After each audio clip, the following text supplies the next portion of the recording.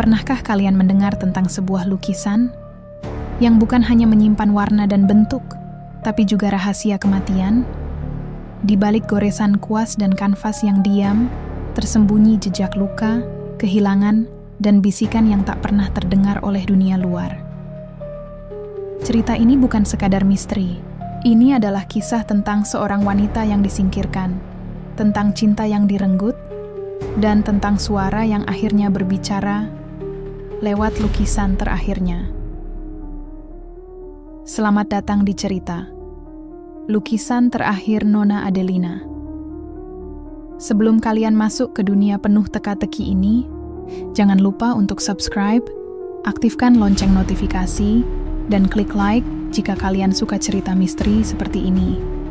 Bagikan ke teman-teman kalian, karena siapa tahu ada yang juga tertarik dengan sisi gelap dunia seni. Sekarang, siapkah kalian membuka pintu rahasia di balik kanvas tua itu? Langit senja menggantung muram saat Laras menuruni bus tua yang berhenti di tepi desa Suryaloka. Angin dingin menyapu rambutnya, membawa aroma lembab dari pepohonan yang mengelilingi pemukiman kecil itu. Desa ini nyaris tak tersentuh waktu. Rumah-rumah kayu tua berdiri membisu, dan jalan berbatu tampak jarang dilalui. Laras, seorang jurnalis majalah budaya, memandangi foto di ponselnya. Potret lawas seorang wanita muda bergaun putih, tersenyum.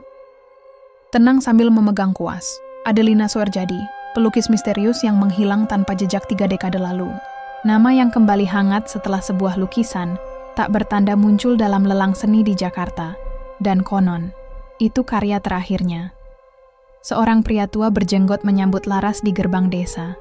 "Kamu Laras ya, yang mau tinggal di rumahnya Nona Adelina?" "Betul, Pak. Saya sudah izin dengan kepala desa," jawab Laras sopan. Wajah pria itu menegang. Rumah itu sudah lama kosong. Tak ada yang tahan lama-lama di sana. Tapi kalau kamu nekat, ya sudah. Semoga tidak diganggu. Ucapan itu membuat Laras merinding. Tapi rasa penasaran mengalahkan rasa takut. Rumah Adelina terletak di ujung desa, terpencil dan dikelilingi pagar besi berkarat. Bangunannya masih berdiri kokoh, meski cat dinding telah mengelupas dan jendela-jendelanya tertutup debu tebal. Dengan kunci tua yang diberikan kepala desa, Laras membuka pintu rumah itu. Bunyi derit pintu seolah menyambutnya kembali ke masa lalu. Langkah pertamanya membawa debu mengepul dari lantai kayu. Di dalam, lukisan-lukisan tua tergantung di dinding. Sebagian usang, sebagian tampak belum selesai. Ruangan sunyi, hanya denting jam antik di ruang tengah yang terdengar, meski jarumnya telah berhenti bergerak. Di loteng, Laras mendapati ruangan kerja Adelina. Di sana, di balik tirai kain putih yang kusam, berdiri sebuah lukisan besar yang tertutup kain. Entah kenapa, Laras merasa lukisan itu mengawasinya. Ia hampir menyibakkan kain itu, tapi sesuatu menahannya. Bukan sekarang, pikirnya. Masih ada waktu. Laras menghela napas. Ia tak tahu bahwa malam itu, sesuatu telah terbangun kembali. Malam pertama di rumah tua Adelina dilalui Laras dalam suasana yang ganjil. Meski tubuhnya lelah, matanya enggan terpejam.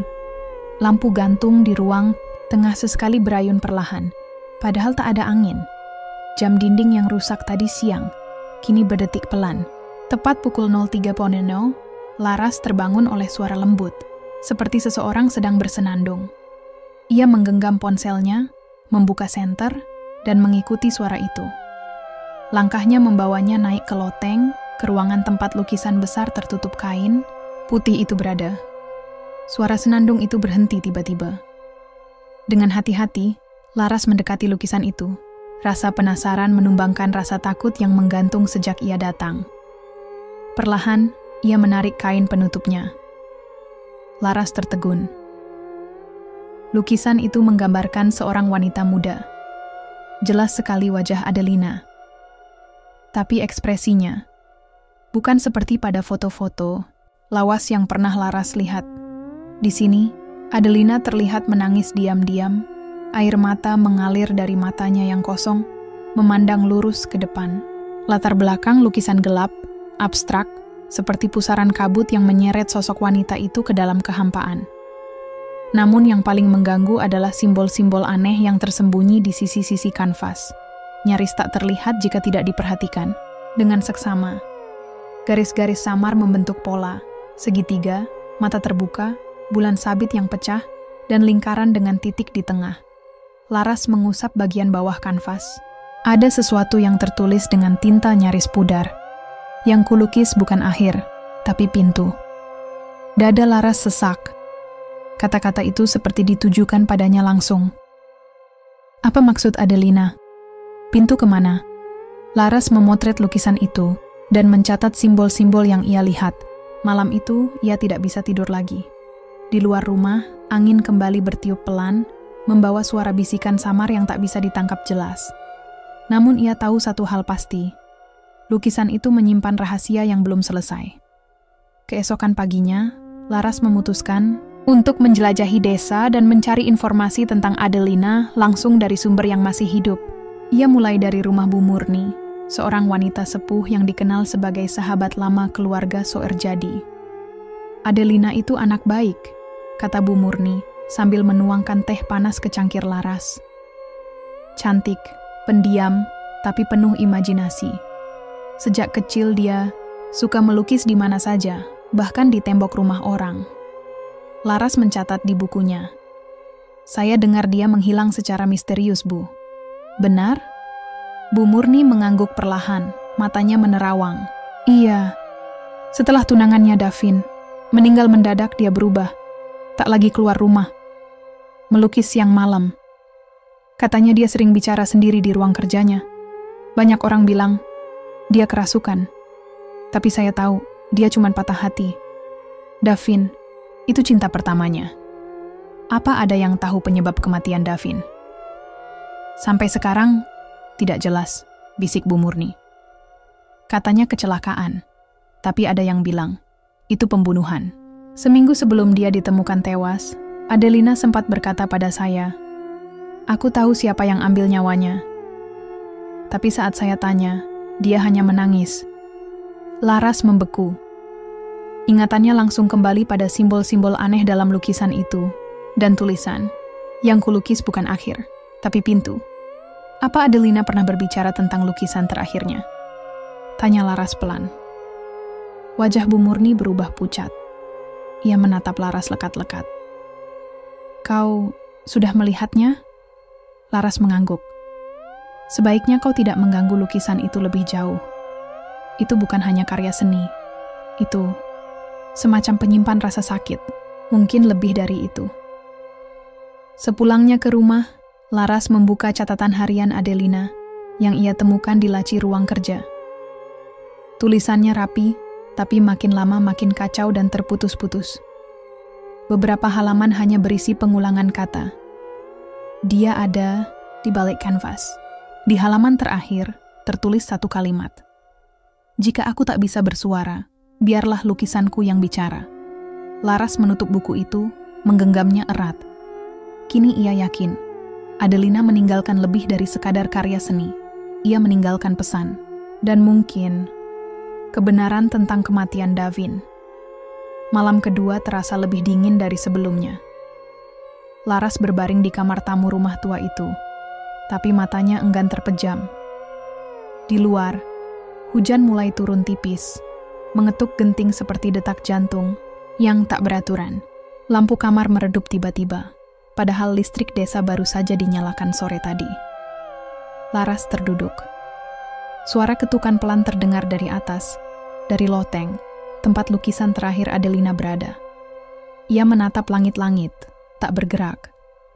Lalu ketukan, itu datang lagi lebih keras. Tok, tok, tok, jantung Laras berdegup liar. Ia meraih senter, keluar dari kamar, dan menaiki tangga pelan-pelan. Setiap anak tangga berderit di bawah kakinya. Saat sampai di loteng, pintunya sedikit terbuka. Padahal tadi sore ia yakin sudah menutupnya rapat. Ia mendorong pintu dengan pelan. Lampu senter menyapu ruangan dan berhenti di lukisan Adelina. Kain penutupnya telah jatuh ke lantai, dan yang membuat darah Laras membeku. Lukisan itu telah berubah. Kini, mata Adelina dalam lukisan itu terbuka lebar, dan pandangannya seakan mengikuti kemanapun Laras bergerak. Air mata di pipinya makin banyak, dan di belakangnya, sesosok bayangan hitam muncul samar, berdiri menjulang di antara kabut gelap. Laras mundur, hampir terjatuh. Suara bisikan mulai terdengar di telinganya, lirih, tak jelas, tapi berulang. Dia belum pergi. Dia masih di sini. Tiba-tiba senter Laras padam. Dalam kegelapan total, bisikan berubah menjadi jeritan pendek. Rak! Suara seperti kayu pecah terdengar dari bawah lantai loteng. Laras menyalakan kembali senter dengan tangan gemetar dan melarikan diri ke bawah. Ia mengunci pintu loteng dan terduduk di tangga, napas terengah. Ketika ia kembali ke kamar, ia melihat catatan harian Adelina tergeletak di lantai, terbuka. Padahal ia yakin tadi menyimpannya di meja. Halaman yang terbuka hanya bertuliskan satu kalimat dengan tulisan lebih besar dan kasar. Pintu sudah terbuka. Kau harus melihat semuanya. Pagi hari datang tanpa kehangatan. Matahari nyaris tak menembus kabut tebal yang menyelimuti desa. Laras duduk di ruang kerja Adelina, matanya terpaku pada lukisan yang kini tidak bisa diabaikan lagi. Ia mengambil foto simbol-simbol aneh yang tersebar di pinggiran kanvas, lalu mencocokkannya dengan berbagai referensi. Segitiga, mata terbuka, bulan sabit pecah, lingkaran bertitik, simbol-simbol okultisme, beberapa berasal dari aliran esoterik kuno. Tapi di tengah semuanya, ada satu simbol yang membuat Laras terdiam. Simbol pintu dalam kebudayaan Jawa kuno, yang konon melambangkan gerbang antara dunia nyata dan dunia arwah. Laras merasakan hawa dingin mengelilinginya. Ia ingat pesan dalam buku harian Adelina, yang kulukis bukan akhir, tapi pintu. Ia mulai menggambar ulang posisi simbol-simbol tersebut di selembar kertas. Semakin lama, polanya membentuk peta, bukan ke suatu tempat, tapi ke dinding belakang ruang kerja. Didorong oleh insting, Laras mengetuk dinding tersebut. Suaranya berbeda, kosong. Dengan bantuan pahat kecil yang ia temukan di kotak perkakas tua, Laras mencongkel bagian kayu. Setelah beberapa kali dorongan, sebidang papan terbuka, mengungkapkan celah gelap seperti pintu kecil. Ia menyalakan senter dan masuk perlahan. Ruangan sempit itu terasa seperti perut rumah. Dindingnya dipenuhi lukisan-lukisan lain, semuanya tak pernah diketahui publik. Dan semuanya gelap. Menggambarkan penderitaan, kematian, tubuh-tubuh tanpa wajah, mata-mata yang menangis darah. Tapi di ujung ruangan, tergantung satu lukisan yang sangat berbeda. Adegan seorang pria, tubuhnya terbaring di lantai, darah mengalir dari pelipisnya. Laras mendekat dan melihat nama kecil di pojok kanvas, Davin, 1994. Laras tercekat, Adelina melukis kematian Davin. Bahkan sebelum polisi menyatakan penyebab pasti kematiannya. Di balik lukisan itu, ia menemukan amplop kecil bersegel. Di dalamnya, foto hitam putih seorang pria tengah berdebat dengan Davin. Tangannya mencengkeram kerah Davin, ekspresinya marah. Di balik foto, tulisan tangan Adelina. Kau tahu siapa dia, tapi mereka semua membungkamku. Jantung Laras berdetak, makin cepat. Siapa pria itu? Apa ia masih hidup? Sebelum ia sempat berpikir lebih jauh, dari dalam ruang rahasia itu terdengar napas berat, seperti seseorang berdiri tepat di belakangnya. Laras menoleh cepat, tidak ada siapa-siapa. Tapi lukisan Davin kini basah, seolah cat merahnya belum kering. Hari itu langit tampak lebih suram dari biasanya, seolah mendengar apa yang baru saja ditemukan Laras. Ia duduk di beranda rumah sambil memandangi foto yang baru saja ia temukan di balik lukisan Davin. Pria dalam foto itu terlihat jelas, wajahnya tirus, matanya tajam, mengenakan jas rapi. Ia bukan orang asing bagi desa. Laras pernah melihat sosok itu berdiri di sisi kepala desa saat pertemuan penyambutan kemarin, Pak Rendra. Seorang pengusaha lokal, dermawan, dan ketua yayasan seni yang membiayai pelestarian budaya di desa. Ia dihormati dan sering disebut sebagai penyelamat warisan desa Suryaloka. Tapi jika foto itu benar, dia juga musuh lama Davin. Laras kembali menemui Bu Murni, menyembunyikan kegelisahannya. "Bu," Laras berkata hati-hati, "apa Ibu kenal dengan Pak Rendra sejak dulu?" Bu Murni terdiam sejenak, menatap Laras lama, lalu menghela napas. "Ya, dulu dia satu lingkaran pergaulan dengan Davin dan Adelina. Tapi hubungan mereka tidak baik. Rendra jatuh hati pada Adelina duluan, tapi Adelina memilih Davin. Sejak itu, semua berubah." Laras menggigit bibirnya. "Ibu pikir Pak Rendra bisa melakukan sesuatu pada Davin?" Wajah Bu Murni berubah tegang. "Kau harus hati-hati, Nak. Rendra itu punya pengaruh besar. Kalau benar dia ada hubungannya dengan kematian Davin, maka Adelina tidak hanya kehilangan orang yang dia cintai, tapi juga terjebak dalam ketakutan." Di malam harinya, Laras kembali memeriksa ruangan rahasia di balik dinding. Ia menyadari ada satu lukisan kecil yang sebelumnya terlewat. Lukisan seorang pria yang duduk di meja kantor dengan senyum dingin, dikelilingi bayangan hitam. Di bawah lukisan itu tertulis, "Sang Penjaga." Topeng itu metafora, tapi Laras yakin siapa yang dimaksud. Seseorang yang menyembunyikan wajah asli di balik citra sosial. Ketika Laras tidur malam itu, mimpi buruk menelannya. Ia berdiri di tengah ruang kosong. Di hadapannya, sosok wanita bergaun putih dengan rambut, menutupi wajah berdiri kaku. Tiba-tiba, wanita itu menunjuk ke belakang Laras. Suara lirih menyusul. "Katakan pada mereka, sebelum aku menghilang lagi." Laras terbangun dengan napas berat. Ia tahu apa yang harus ia lakukan. Ia harus menemui Pak Rendra dan membawa bukti dari lukisan terakhir Adelina. Pagi itu Laras mengenakan pakaian paling rapi yang ia bawa. Bukan untuk bergaya, tapi untuk menunjukkan bahwa ia siap. Di tangan kirinya, ia menggenggam foto lama, bukti yang akan menjadi senjatanya. Di tangan kanan, ia membawa salinan lukisan kecil berjudul "Sang Penjaga Topeng."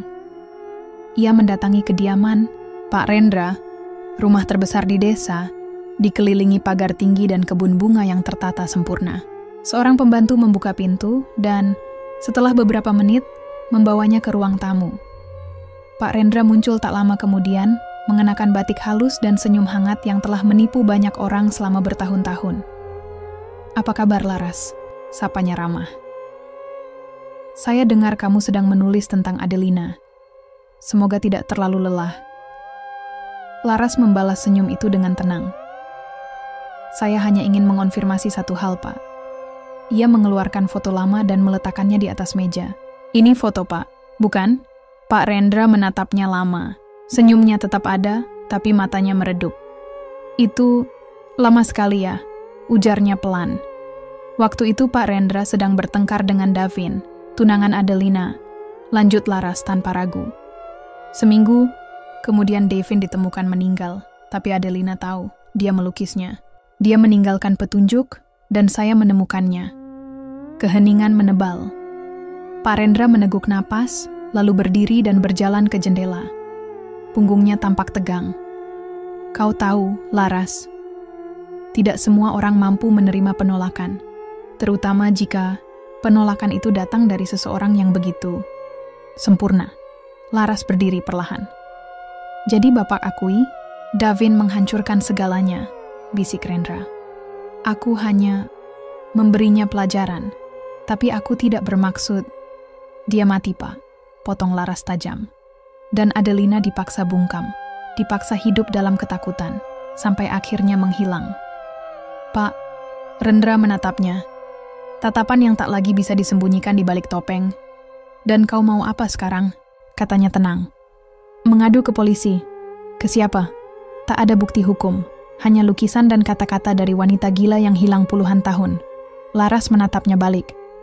"Tapi dunia akan tahu, saya seorang jurnalis, dan kisah ini akan dimuat. Semua orang akan tahu siapa sebenarnya penyelamat desa ini." Sore harinya, Laras duduk di kafe kecil dekat alun-alun desa, menulis artikel panjang berjudul "Adelina Soerjadi, Lukisan, Cinta, dan Keheningan yang Dipaksakan."